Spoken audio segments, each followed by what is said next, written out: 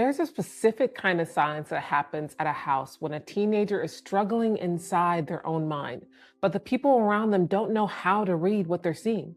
I went into the Reddit's biggest mental health communities and read through threads with hundreds of comments, all answering one question: what you wish your parents had done about your anxiety. One comment really stopped me when it said, well, literally anything would have been better than the nothing they did. That was a real person writing about what it felt like to grow up completely alone in something they couldn't control. Hi, and welcome to Block Out the Noise, a space to quiet the noise of anxiety, self-doubt, and overthinking. I'm Jessica Davis, licensed therapist, mindset coach, and the creator of the Courage Method. Before we jump in, please go grab the Anxiety Survival Toolkit in the description. It is packed with coping skills, audio tools, a full breakdown of the Courage Method, and a guided meditation, and it's all completely free. Also, quick reminder, take what helps, leave what doesn't.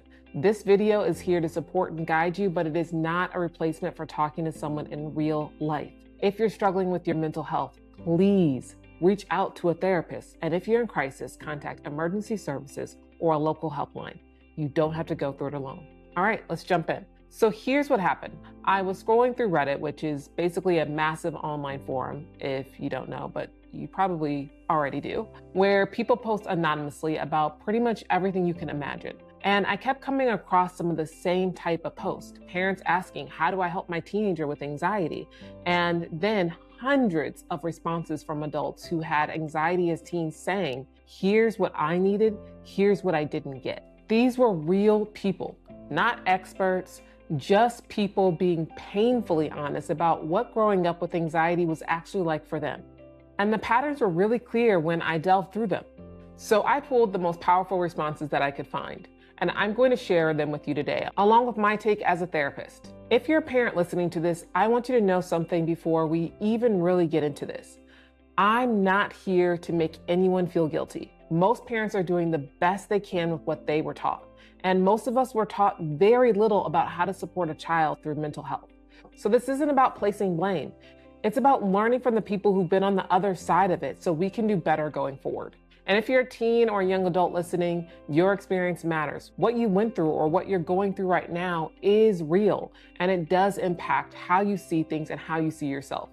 And I'm hoping that this video can be something that not only you can use as a resource to learn more about how people feel about anxiety, but something that maybe you could pass along to the people who support you, the adults in your world.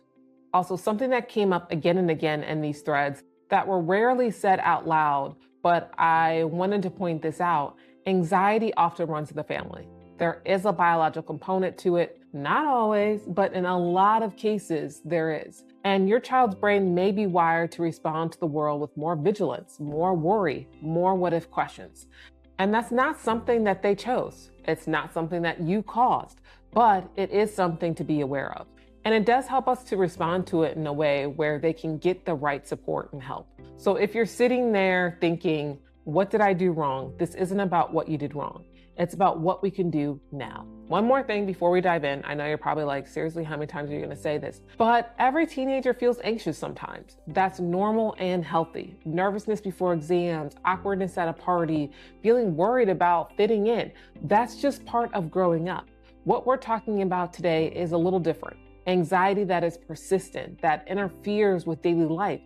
Anxiety that stops your teen from doing things they want to do or used to enjoy. That's when it crosses from normal stress into something that needs support. Okay, so seriously this time, let's now dive into it. 1, listen before you try to fix. One person just said, I wish they just listened. The number one thing that kept coming up over and over again in the threads was listening. Not advice giving, not problem solving, just hearing them out. Here's what one person said. 2 things that really come to mind. The first is, if they listen to me, that doesn't mean agreeing with everything I said. It means actually hearing what I was trying to tell them. There's an important difference in what they said. It's not that they expected someone to agree with them or even to fully understand what they were going through. It was just to hear them out and acknowledging that what they were feeling is real. Because here's what happens when your teen comes to you and says, I feel anxious, or I can't do this, or they just go quiet and pull away. And your response is, you'll be fine, or everyone gets nervous, or just push through it, you got it. What they hear is what I'm feeling doesn't count. And I get it. As a parent, your instinct is to reassure, to fix, to make better. That instinct comes from love, but reassurance without acknowledgement can feel like a dismissal to your teenager who is genuinely struggling, even when that's the last thing you're intending to do. So before you try to fix it, before you jump into a solution, try this. That sounds really hard. Tell me more. That's it. Just let them talk without jumping in to solve it. Put your phone down, make eye contact. Don't interrupt with, but have you tried this type of statement? Or when I was your age, this is what we went through because ... Oftentimes parents like to say how much harder it was, but we just want to stay in the moment and let there be silence if they need it. As therapists, we have to get very comfortable with silence. And you'll be surprised how just being silent allows a space for someone to think and to continue to share. A lot of parents weren't taught this kind of listening growing up. If your parents' way of handling hard emotions was to just push through or keep busy or just not talking about it at all, sitting with your child's pain is going to feel deeply unfamiliar. It might even feel wrong, like you're not doing anything. But being present is doing something. It's one of the most powerful things you can do. And sometimes the reason a parent struggles to sit with their child's anxieties is because they've never learned to sit with their own. If you recognize yourself, you're not alone in the slightest bit. It might just mean that getting some support for yourself is part of how you show up for your teenager too. It's not selfish. It's actually modeling exactly the kind of help seeking you want your child to learn. If you're a teenager listening and you're thinking, yeah, my parents never did that, and that makes sense. When you don't feel heard, your brain learns to stop sharing. That's a survival response, not a character flaw, but you deserve to be heard. And it's not too late to find people who will hold space for you. And it's not too late to keep trying with your parent as well. I've seen this in my practice when a teen finally feels heard by their parents. You can almost watch their shoulders drop, the tension release, because they don't have to carry the secret alone anymore. And for parents who learn the skill, the relationship changes for them too. Their teen starts to come to them before things escalate because now they know they won't get a lecture and they will be heard. 2, get help without having answers. You don't have to get it to get help. This next one takes so much pressure off of parents who feel really stuck. One of the most common posts I saw was parents saying things like, I don't understand my daughter's anxiety. And one dad wrote that exact same thing as a post title. Here's what someone replied. It's been hellish to find help and manage it myself. I wish my parents would have helped me when I was younger. You don't need to get it. You just need to get them help. And she was exactly right. You don't need to get it. You just need to get them help. So many parents wait. They wait until they understand what their child is going through. They wait until they're sure it's bad enough. Sometimes they wait because they think maybe it's just a phase. And the waiting happens because we've been taught to try and find the best solution to the problem. That if you're going to help, you need to be fully aware of what's wrong first. But anxiety doesn't work like a problem you can solve on paper. It's messy, it's emotional, and it doesn't always make sense from the outside. You don't need to understand the storm to hand someone an umbrella. Someone shares something that I think really would help with this. It says, I played with kids fine, apparently, but inside I was drowning. I wish my parents had taken me to see a therapist in middle school when it first started.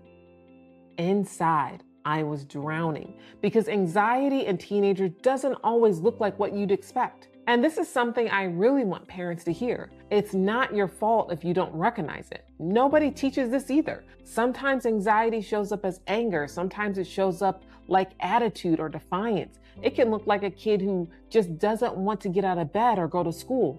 One person described feeling like they were walking on eggshells in their own home and their parents just saw a difficult child. Another talks about how being the perfect student on the outside while their mind was spiraling every single night. And then there's the physical side that captures parents off guard. Stomachache, headaches, fatigue that shows up right before school or a school event. Those aren't excuses. The body is genuinely responding to stress even when the teen can't put it into words what's wrong. So if you're thinking, but I don't even know if it's anxiety, that's okay. You don't need a diagnosis to make a phone call. You don't need to be an expert to say something feels off and I just want to get my child some support. That's enough. 3, don't make medication the enemy. This one is going to be one that I think a lot of parents struggle with and are resistant to, but it came up constantly in the threads and I'd be doing you a disservice to not share it. Someone asked, do you wish your parents would have put you on medication?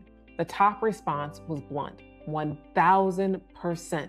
I think I would have done a lot better in school and life had I gotten medication sooner. And in another thread where a parent was posting about their 13-year-old wanting to go on anti-anxiety medication, someone responded, I wish my parents listened to me when I told them I needed to go on medication. It would have saved me years of needless stress and resentment. Years of stress and resentment. I don't think most parents who hesitate about medication are being careless. In fact, I understand the hesitation with medication. I think they're scared and the fear is completely understandable. There's a lot of information about medicating teenagers, parents worrying about the side effects, dependency, about changing who their child is. And those worries come from a place of wanting to protect their kid. And I'll be honest with you, as a clinician, medicating a teenager is more nuanced than medicating an adult. Developing brains respond differently. Finding the right medication and taking the right dose takes time and careful monitoring. These are legitimate concerns to have, not just fear or stigma. So if you've had concerns, that doesn't make you a bad parent. It means you think carefully, and I want that. I would want that for any of my clients.